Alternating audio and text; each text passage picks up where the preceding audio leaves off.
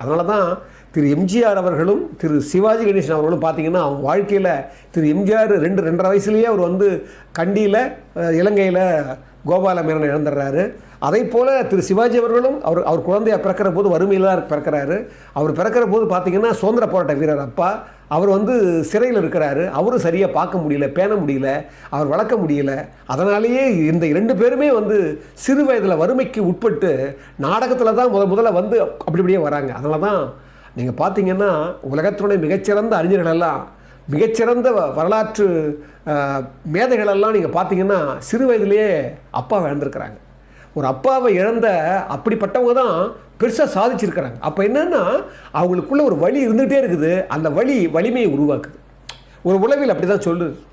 அதனால் என்னென்னா நாம் நினைக்கிறோம் தந்தையர் தினம்னா சாதாரணமானது கிடையாது. காலம் பூரா நீங்கள் பார்த்தீங்கன்னா இந்த தந்தையர் தினம் உருவானதுக்கே ஒரு